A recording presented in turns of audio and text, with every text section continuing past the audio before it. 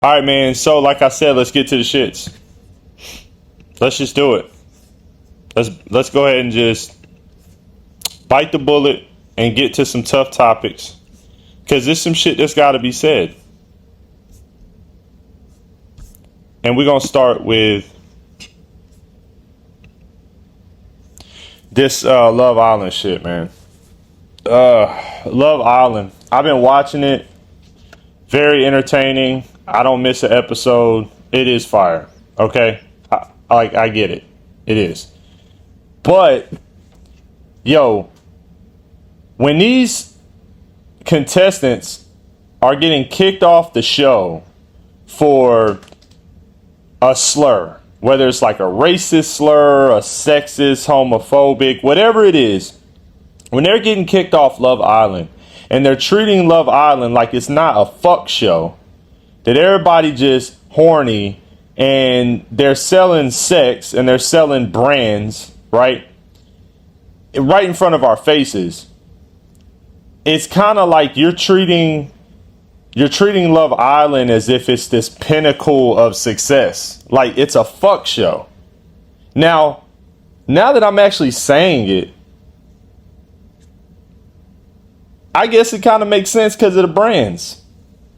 They are pushing certain brands, but you know what? I thought about something else though. That was a point that I had in my head for sure. I'm a fair guy, so I understand like when a contestant says a certain thing, well, if they get exposed for something and the brands are like, we can't support that, I get that. But they had Meg the Stallion as a host on the show, and she literally lied in court, in a court of law, took the stand, lied, and got an innocent man sent to prison for years. But we don't say anything and don't bat an eye at all. So it's just like, is it fair across the board? No. That's my first problem. But the second thing is, like, for example, right? I'm going to just say this. This is my advice for Alana, right? Alana, I hope I'm saying that right. Double down. Take my word for it. You might as well double down. I'm going to tell you why, bro. These folks online, and a lot of them are like libtards, they operate in hate and victimhood. Facts. If you make a mistake when you was younger and these libtards find that shit, whether you said a homophobic slur, whether you said a racial slur, whether you might have bullied somebody, you might have hurt somebody, and you try to fast forward 10, 15, 20 years, I'm telling you, and you try to apologize for that shit, they gonna dig the claws in more. You be better off doubling down and go and get you a new platform to fucking give your shit to. I'm telling you. I cringe when they apologize. I want to apologize to America that I said the N-word 15 years ago when I was 12 years old, and it's not right at all. It's never okay. Fuck that shit. Cause my thing is this, right? This is how I look at it with Alana, especially like the racial slurs. Like me growing up, like I grew up around black people, grew up in the hood. My kids are mixed, you know. I love black people, right? Obviously. And I love the community. I love the culture. However, this is my thing. I would never say it, but if you said it 10 years ago and you say it now, like, hey, I don't know why I said that. It was either a joke or I was pressured to say it, or hell, you might even been racist 10 years ago, but I was kind of racist. I can respect that. It's the person that you are now. And you know what? Let me tell you how fair I am. I even take it a step further. If you come to me now and be like, I'm still kind of racist, I can respect that. That's why I said you might as well double the fuck down. Do not apologize to these folks online. They do not give a fuck, and they gonna cook your ass, and you never gonna get no other opportunities anyway.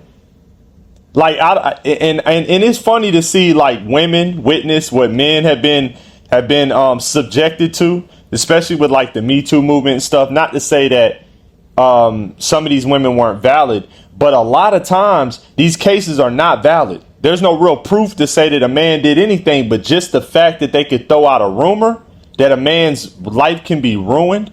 Even when you look at the justice system, when you look at grape cases, right? There are a lot of innocent men behind bars, behind false allegations. And you see now when a girl see that, and she has pretty privilege, like Alana's a pretty girl, she's seeing like, oh fuck, this what this is about. And that's what kills me too, is like, what is your character like? If you can apologize online multiple times and then go in the comments and see people like, girl, we don't get no fuck, we do not care, your ass is racist. You like, damn, you know what I'm saying? Like, these libtards, it's crazy. That's why, I used to be hardcore liberal. I ain't gonna hold you, like hardcore liberal, voted for Obama, like, but when I seen what the liberal movement was headed towards, like, it wasn't just about the equality, or it wasn't just about, Republicans are crazy, because they are too. That's why I kind of sit in the middle. I'm more so independent. I lean a little right, but I'm more so independent. I can't grasp either party and like put my full weight into it, knowing that there are psychos on both sides. You go too liberal, you get to the LGBTQ plus $? Asterisk. Like, you're like, what the fuck is going? Like, what the hell? Then you get to the right and it's like, man, we'll vote for America, man. Go take our fucking guns. And you're like, you're okay. Oh, y'all both just crazy as fuck. Okay, I get it. Y'all standing on what y'all standing on. But I'm just saying,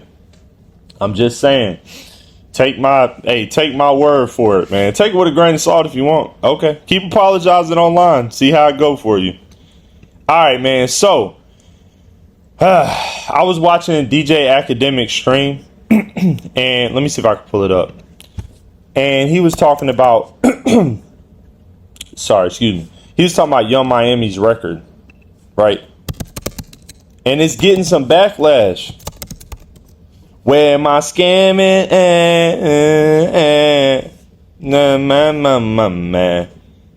Okay, let's do. It was like provocative. It was like real ass bitch give a fuck about a nigga. Big Birkin bag to the top. But after that wave, there were other women who did it better. I keep telling y'all, Sexy Red killed all these chicks. You know why? All of these chicks, they're really looking for love, or they're not really the hoe that they claim they are.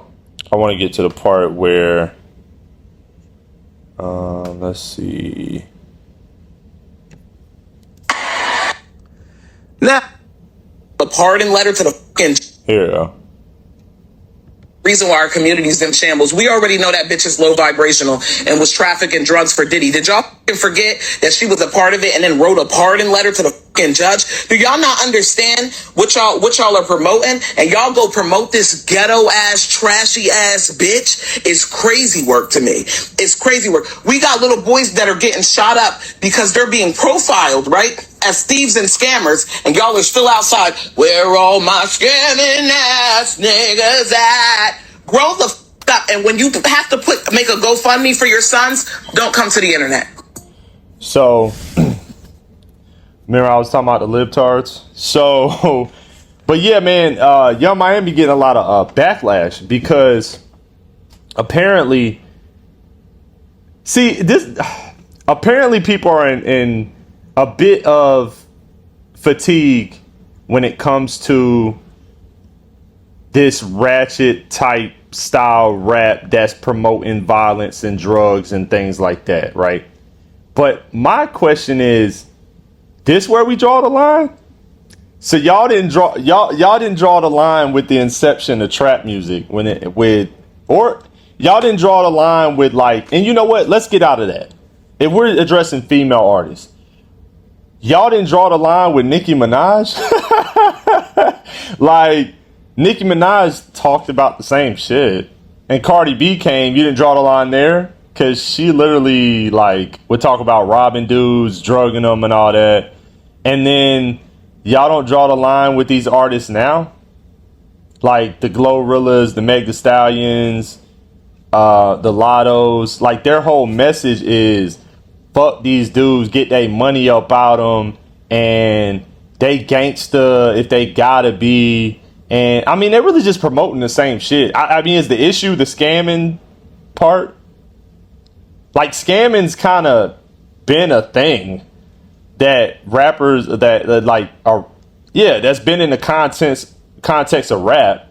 And scamming's also just been a thing online. I don't even know where it came from. Like, all of a sudden it was just like cool to be a scammer, and there was a lot of like, did you see like skits online about scamming, or you would just see dudes online that was obviously scamming. And yeah, I don't know where it came from, but I think with just like technology being just progressing and advancing so fast, that there were more opportunities to scam, I guess. But yeah, I mean, I'm thinking that's the issue, because this chick here is talking about how, innocent black lives, and they're being like murdered in the streets and shit by by cops, but then also by other black people. I mean, it just is what it is. And I'm curious, right? And I thought about this. What does that have to do with the message of rap? Like, I wonder this, is there statistics to support that rap music contributes to violence? Music contributes to violence. Data. I wonder.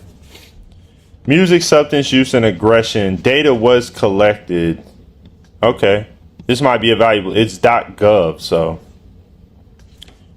The National Library of Medicine. PMC, PubMed, that's the source. All right, I'm citing my source, fuckheads. PMCs.gov says music, substance use, and aggression. Objective: the study investigated whether young people's substance use and aggressive behaviors are related to their listening to music containing messages of substance use and violence. Method: data was collected using self-administered questionnaires and from a sample of community college students aged 15 to 25. A structural equation modeling method was used to simultaneously assess the associations between listening to various genres of music, alcohol use, illicit drug use, and aggressive behavior, taking into account respondents' age, gender, race, ethnicity, and level of sensation seeking. The results: listening to rap music was significantly and positively associated with alcohol use, problematic alcohol use, illicit drug use, and aggressive behaviors when all other variables were controlled. Additionally, alcohol and illicit drug use were positively associated with listening to musical genres of techno and reggae. Control variables such as sensation seeking, age, gender, and race/ethnicity were significantly related to substance use and aggressive behaviors. And the conclusion was that the findings suggest that young people's substance abuse and aggressive behaviors may be related to their frequent exposure to music containing references to substance use and violence. Okay.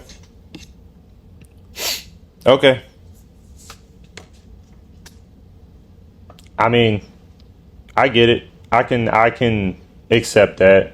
I think that also, like, I do social work, working in the community.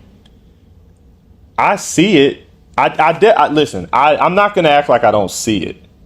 I just think that maybe my adult brain just can't conceive how, with all the information that we have now, with all the information you have online, and the balance of positive figures that you have the access to, that this younger generation can still fall for the old ruse, right? So, for example, when I was a kid and I was coming up and we listened to rap music, like gangster trap music, we thought these rappers were really doing that. We thought they was really about that.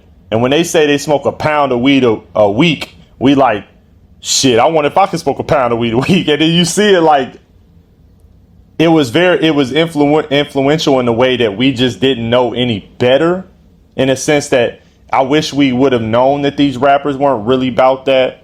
So when we were like ready to initiate violence, that I wish we knew that the rappers that we listened to were not initiating violence, that they just was portraying a certain image to gain, money and hoes and all this stuff. Ultimately is what we wanted. We just wanted some respect. We wanted some money. We wanted the girls. But it was like we could have had that another way, and we didn't know that. Now with this new generation, they can literally, like I did a video on what's his name? Damn, the dude. I'm trying to think. Hold on. Chicago rapper. Von off 1700. Fuck, man. I swear my brain goes dead when I start fucking streaming. So Von off 1700, which is one of my favorite artists right now. He's on my gym playlist as well, which is ironic. I can't think of his fucking name. But like, I did a video on Von off 1700 and how his rise into fame, like he's starting to become more like a mainstream name, right? Bruh, it was folks in the comments that was like, bruh, you don't know, he just plays video games. He's not even in the streets like that. Like, you see how this young generation can have access to see that these artists is not really about what they talking about? So it's kind of like, if you are in this younger generation and you're letting this music influence you, then you're not that bright. You just not. And you just ignorant to the information. Or just don't want to see it because it's right there. Y'all, this younger generation, they phones all day. They in their phones all day. They see what's real and what's not. And then they see the result of when a rapper is really about that, jail or death. Like, they can't look at King Von and be like, I want to be like that. You don't. Because you saying you want to be like King Von mean you just want to be dead. Because King Von is dead. He's no longer with us. I'm still sick about that shit. Because, the thing was, I think Von would have straightened shit out had he stayed a little bit longer. I'm telling you, he would expose rappers for not being killers for real, and he would have shown the young kids that, hey, bro, I turned to this music shit so you can fuck with the music, but understand that because Von used to paint. Let me tell you something. That Chicago movement in a whole, and especially Von, bro, the way they promoted Chicago in the streets, bruh, when I tell you, there was no way they could have even glorified the shit for real. Because the way they was putting it to you, that shit was grimy, and bro, it's just a place you don't want to be. It's an environment you don't want to be in. Head on a swivel. The way they talk about death, like, I get it. It's degeneracy. Please don't mistake my words, and I'm saying that they didn't influence kids. They did. But bruh, there's always degeneracy everywhere you go. But I'm telling you, the way they conveyed that message in Chicago, and think about it, King Von, let's see, I was a little bit younger when Chicago started taking off. We started hearing about Chicago. We was like, oh, damn. Like, I'm sure a lot of kids like, fuck, they just killing each other and they just dying like that. Like, I don't want to just die. You know what I'm saying? I'm just saying, do you get where I'm coming from? Like, that if a kid were to listen to this music now, they just have too much information out there to just be ignorant, to just be rip and run in the streets, man. And I've seen a slight change in how I'd say how this younger generation is moving. You guys see that they're not, like, the alcohol sales have dipped dramatically. Like, they're not drinking like that. They don't want to engage in degeneracy. They're like, I'm telling you, it's different. I'm in environments, bro. Like I was just in when I shot Content Day, we was in the middle of Atlanta. We was in the hood. No violence. You know, you see degeneracy, sure. But when I tell you it was the respect that I was receiving just as like I'm 36, so I'm around some youngins, like the respect that I was receiving was a little like I was taken aback. I was like, okay, because I wasn't even that respectful that when I was that young. I wasn't really that respectful to, you know, to the OGs, to the unks. You know what I'm saying? So it was just we had a good time, and motherfuckers are not on bullshit. Now, are there things I don't want to be around, like degeneracies, like certain degenerate behavior? Of course. But I'm just saying, man, like this can't be where we draw the line. Young Miami. I don't know. But, all right, man. So, all right, I had a random topic here. And it's like into the, like I look at, speaking of degenerate behavior, right? And how hip hop contributes to, now we see a study supports it, that it does absolutely contribute to violence and drug use and all those things. And I guess it continues to, no matter what I just said.